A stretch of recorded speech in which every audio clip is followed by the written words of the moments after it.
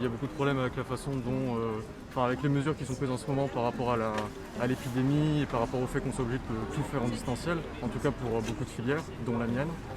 Et notamment, une des choses qui est revendiquée, que j'avais vu comme mesure qui était revendiquée par les orgas qui venaient ici, c'était du retour à au moins un peu de présentiel, et ça me paraissait important effectivement comme mesure à prendre.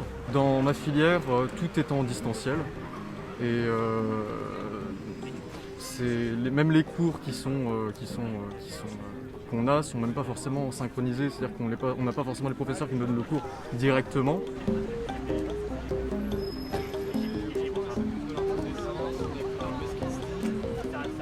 Le but aussi de cette assemblée générale, ça va être de prendre la parole des étudiants et plus tard, aujourd'hui dans la journée, on a rendez-vous avec le président de l'université pour faire aussi remonter vos points de vue auprès du président de l'université. Aujourd'hui, il y a une estate sociale pour la précarité numérique, alors peut-être que c'est augmenté, mais bon, une pour plus de 20 000 étudiants, c'est pas possible. Aujourd'hui, le cours aussi est débordé. Donc je pense qu'il y a une vraie volonté, de notre part ou avec la nôtre, de se dire, en fait, si on veut être accompagné par des psychologues, par des assistantes sociales ou d'autres services qui ont été cités en amont, par exemple la Croix-Rouge, etc., en fait, il faut donner des moyens aux services sociaux de l'université. Aujourd'hui, c'est important de se mobiliser.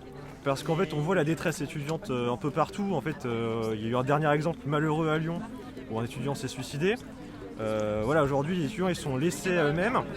Et face à nous, l'institution, donc l'université, même si les profs font de leur mieux, en réalité, ils n'ont pas les moyens nécessaires pour accompagner, encadrer, fournir à chacun et chacune un ordinateur, une connexion 4G ou des modalités d'examen pertinentes pour tout le monde. Moi, dans ma filière, ils ont plutôt été sympathiques.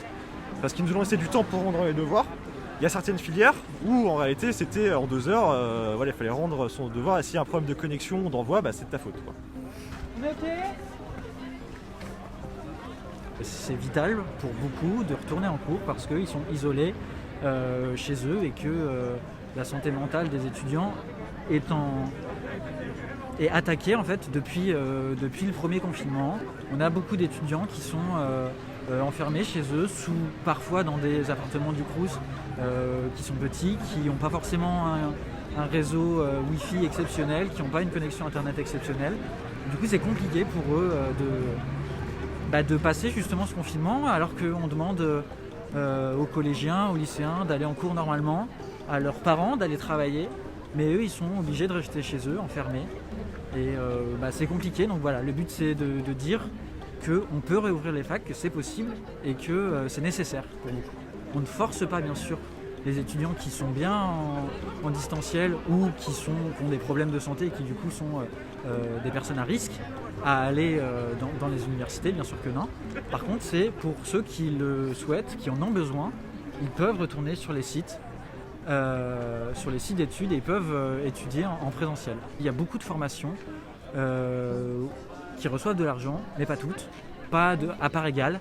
Donc voilà, c'était pour soutenir les formations qui ont besoin de financement pour fonctionner. La semaine dernière, Emmanuel Macron, le jeudi, donc à la suite de l'annonce de cette mobilisation, a réagi directement en annonçant donc, les nouvelles mesures, donc les 2 repas à 1 euro pour tous les étudiants, le chèque psy et la reprise des cours 1 jour par semaine. Ces mesures, elles sont bien, mais elles ne vont pas assez loin. On peut faire plus, on peut faire mieux, et on peut le faire si on écoute les étudiants, on écoute leurs besoins.